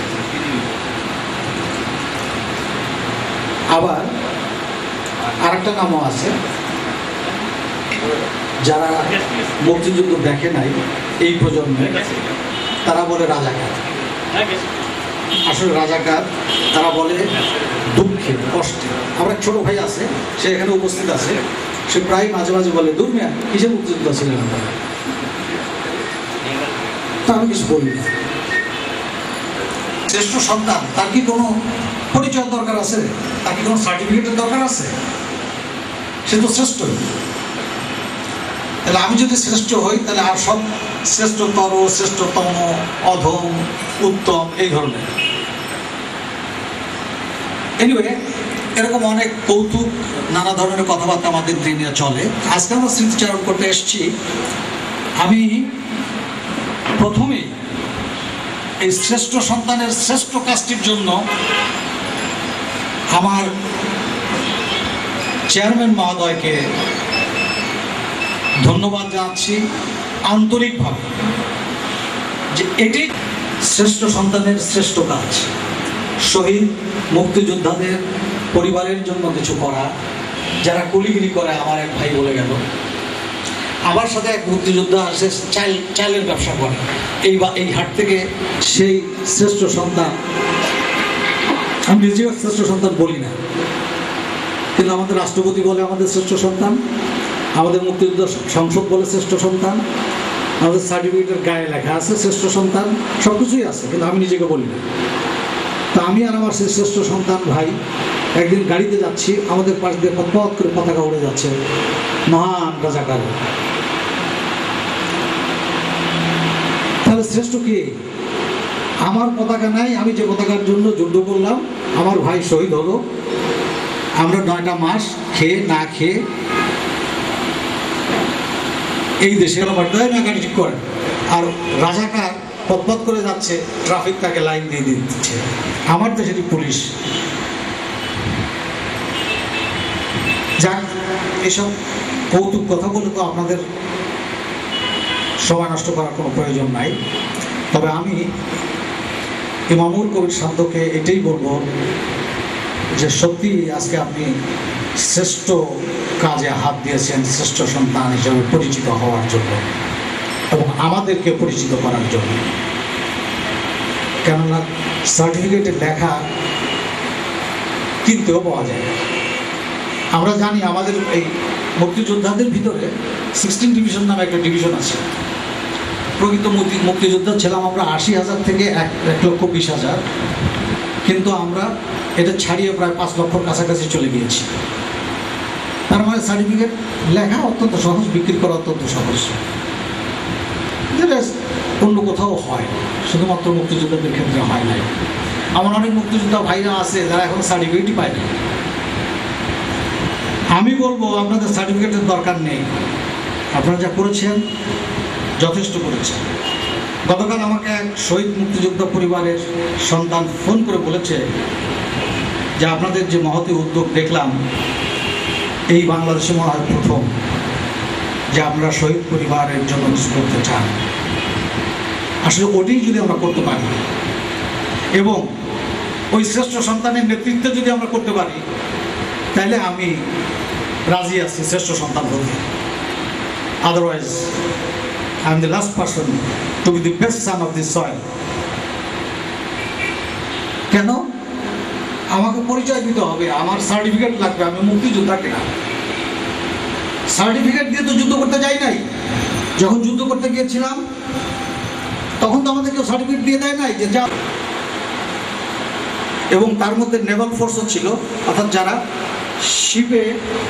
শিপ ধ্বংস করবে তাদের কাছে তাদের সেই পার্টি ছিল, যারা ব্রিজ কালভার্ট করবে সেই পার্টি ছিল, আর প্লাস আমরা ইনফেন্ট্রি মানে আমরা স্থলপথে যুদ্ধ করব গেরিলা ট্রেনিং নিয়ে। আমরা 1100 একসঙ্গে ফিরছিলাম। তা আমাদের তো কেউ সার্টিফিকেট দিয়ে দেয় নাই। ইন্ডিয়ান আর্মি বা ইন্ডিয়ান যারা আমাদেরকে ট্রেনিং দিয়েছিল কোনো সার্টিফিকেট দিয়ে দেয় নাই যে বাংলাদেশের তোমার শ্রেষ্ঠ সন্তান। আমাদেরকে তারা বিনা মুসলেকায় স্টেন গান দিয়েছে, রাইফেল দিয়েছে, এলএমজি দিয়েছে, বুলেট দিয়েছে, গ্রেনেড দিয়েছে, কোনো মুসলেকা রাখে নাই, ব্যাংক গ্যারান্টি রাখে নাই। আমাদের কাছে নাকি জাতি ঋণী। কোথার থেকে ঋণী? কার কাছ থেকে ঋণ নিয়েছি আমরা? আমরা তো কারোর কাছ থেকে ঋণ নেই নাই। তা আমাদের কাছে আবার জাতিকে ঋণী হবে না। মস্কারা ঠাট্টা বাদ দেন। এখন সময় এসছে, সত্যি যদি কিছু করতে চান তাহলে এইভাবে কিছু করেন। যিনি হাত দিয়েছেন শ্রেষ্ঠ কাজটি শ্রেষ্ঠ সন্তান হিসেবে, এবং আমি ওনাকে বলেছি যে প্রয়োজন হলে আপনি আমাকে সামনে দিবেন। কারণ আমরা যখন যুদ্ধ করেছি, I was A section commander, আমার আন্ডারে 10 জন লোক ছিল, তার মধ্যে 9 জন ছিল শ্রমিক, খালিশপুরের শ্রমিক। খালিশপুর জুট মিলের নাম করা আপনারা শুনেছেন কিনা? খুলনার খালিশপুর এলাকাটাই ছিল জুট মিল এলাকা। তার 9 জনই ছিল শ্রমিক। তাদের কি উদ্দীপনা, কি উৎসাহ! শিক্ষিত মানুষের মধ্যে এরকম টাই স্যুট পরা দিয়েছিল না। তারা অকাতরে আমাদের সাথে যুদ্ধ করেছে না খেয়ে। আর আমার সবচাইতে বড় স্মৃতি লাগে যে আমাদেরকে আমার এলাকা মুক্ত হয়েছিল 12ই ডিসেম্বর। যে এলাকার নামটা ভাটিয়াপাড়া আমাদের কেন্দ্রবিন্দু ছিল। আমার ট্রেজারার সব ভালো চিনবেন, কেন উনি ওই এলাকার লোক। আমরা চারিদিকেই অবরুদ্ধ ছিলাম, নদীপথ, স্থলপথ, রেলপথ এবং আকাশপথ। চারিদিকেই অবরুদ্ধ থাকার পরেও একটা ছেলে যে জীবন দিয়েছিল বাংলাদেশের পতাকা ওড়াতে এবং সারেন্ডারের দিন, সে ছিল চালের ব্যবসায়ী। কোন চালের ব্যবসায়ী তা জানেন? ওই যে এই হাট থেকে 4 আনা করে কেজি কিনে ওই হাটে 6 আনা করে বিক্রি করা, সেই লোকটা। এবং সে জানতো যে সে মারা যাবে, তারপরেও সে জীবন দিয়েছিল। আমরা সাহস পাইনি। কিসের শ্রেষ্ঠ সন্তান আমরা? ওই শ্রেষ্ঠ সন্তান যে শহীদ হয়ে গিয়েছে। আর তার জন্য আমার প্রথম বক্তা বলে গিয়েছেন 16ই ডিসেম্বর আর 25শে মার্চ আসলে ধোয়া মোছা একাকার অবস্থা হয়ে যায়। আর তারপরে হয় ফেন্সি ডিলার গাজার আড্ডা। এই তো শ্রদ্ধাবোধ আমরা দেখাচ্ছি জাতিকে। আমরা আপনাদের কাছে কিছু চাইনি। আমাদের শহীদ পরিবার যারা মুক্তিযোদ্ধা শহীদ পরিবার, তারা কিন্তু চায় নাই। তারা এই দেশটাকে চেয়েছিল ভালোবেসে। আমরা জোর করে যাই নাই। আমাদেরকে যুদ্ধে যেতে বাধ্য করা হয়েছিল। কে এত আরামে থাকতে যায়? উনি বলে গেছেন না যে উনি তো যাওয়ার কথা না, ওনার ঘর বাড়ি পড়ে গেল, দৌড় মারল। আমরাও ঠিক ওইভাবেই গিয়েছিলাম। কিন্তু যাওয়ার পরে যে চেতনা আমাদের ভিতরে এসেছিল, লোক ওই পারের লোকই নকশাল, যশোরের লোক। আপনারা জানেন নড়াইল যশোর বিখ্যাত ছিল নকশালদের জন্য। তারা কি রাজাকার আর কি মুক্তিযুদ্ধ, অস্ত্র নেওয়ার জন্য সবার উপরে অপারেশন চালাতো। তাহলে আমরা তিন ধরনের থ্রেটের মধ্যে ছিলাম। রাজাকার, এক মুক্তিযোদ্ধা আর এক মুক্তিযোদ্ধার জন্য, এক মুক্তিযোদ্ধা আর এক মুক্তিযোদ্ধা পরিবারের শহীদ পরিবারের জন্য এখনও যুদ্ধ করব। যেন আমার চেয়ারম্যান মাঝে মাঝে বলে যে আমার যুদ্ধ শেষ হয় না। আমার যুদ্ধ শেষ হবে কেমন করে? উনি তো শ্রেষ্ঠ কাজ কেবল হাত দিলেন, এই শ্রেষ্ঠ কাজ শেষ করতে তো জিন্দেগি চলে যাবে। কারণ আমাদের দেশে যে কত কুলি মজুর, রিক্সাওয়ালা, কত যে দিন মজুর সত্যিকারের মুক্তিযুদ্ধ হয়ে পড়ে আছে, তাদের যদি উনি কিছু করতে চান তাহলে ওনার যুদ্ধ কিয়ামত পর্যন্ত চলবে।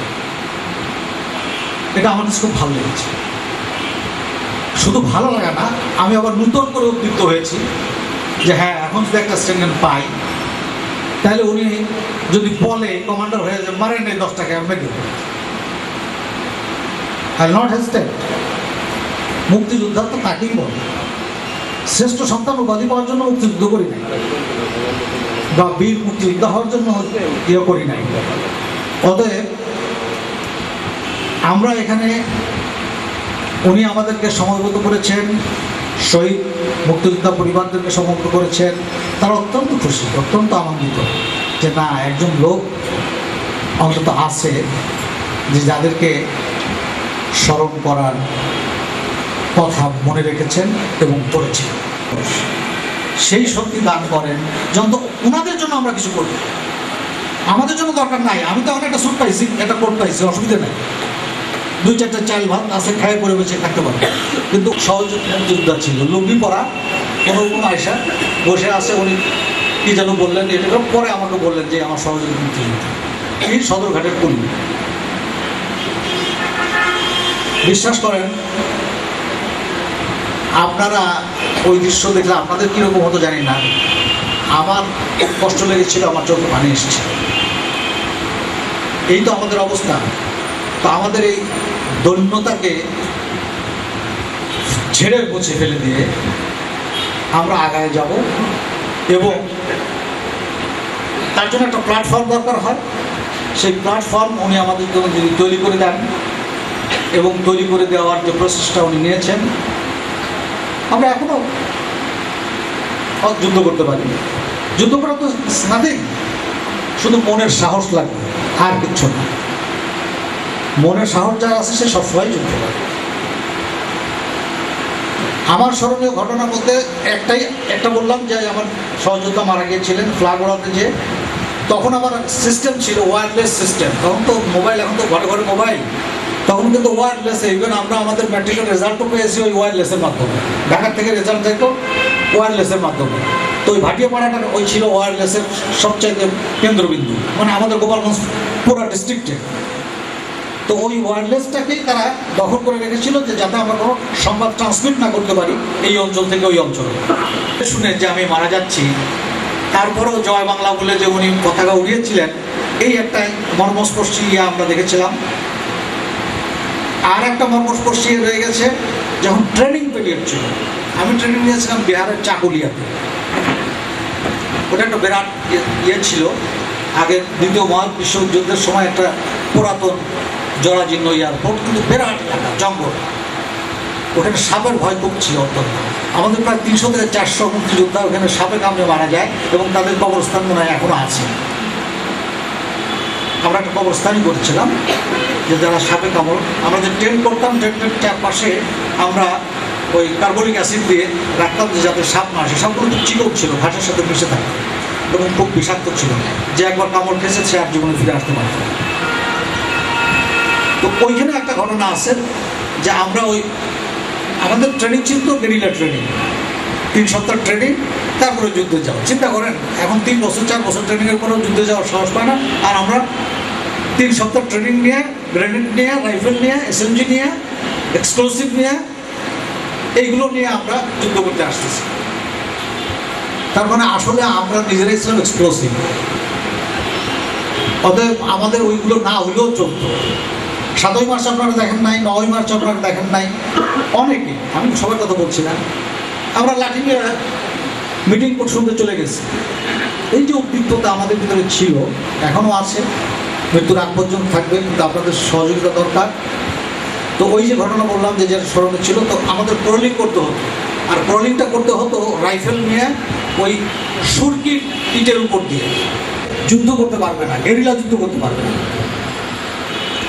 তো আমার সামনেই একটা ছেলে, তার এই দুই বোনই রক্তে ঝরে যাচ্ছে, আমারই এক সহযোদ্ধা। মানে ওই আমার মনে হয় যে সে খুব ভালো পরিবারের ছেলে ছিল, কোনোদিন হয়তো ক্রলিং হচ্ছে না। এবং পরবর্তীকালে যখন সে করে উঠছে তখন তার পিছনে এক পাঞ্জাব বুটের লাথি মারলো, যে আমার কাছে মনে হলো যে না, আমি ওই আমার হাতে রাইফেল, আমার হলো যে রাইফেলটা দিয়ে ওকে একটা বাড়ি মারি, কিন্তু আমাকে তো করা যাবে না, বিকজ আমি তো শপথ নিয়েছি। আমি শপথ নিয়েছি যুদ্ধের, এবং আমার আর এক ভাইও। আমি বেশি সময় নেব না। আমার সবচেয়ে বড় অনুরোধ আপনাদের প্রতি থাকবে যে আপনারাও আমাদের সাথে এগিয়ে আসেন, যাদের যা যতটুকু সামর্থ্য আছে শহীদ পরিবারের জন্য আমরা কিছু করি। কি করব, কতটুকু করব, যতটুকু সামর্থ্য আছে। সেই উদ্যোগের যে দলনেতা, উনি আমাদের যে সাহস জুগিয়েছেন, আমি সেটা শেষ করতে পারবো না, এটা আমি দেখি নাই। এই উদ্যোগ গ্রহণের যে সম্বর্ধনা না, উদ্যোগ গ্রহণের যে আয়োজন, এটা কিন্তু this is the first in my life. So আমি বলবো, ওনার পাশে যদি আমরা থাকি, আপনারা যদি থাকেন, নাই। ধন্যবাদ সবাইকে। আমার ত্রুটি হলে আপনারা ক্ষমা করে দিন।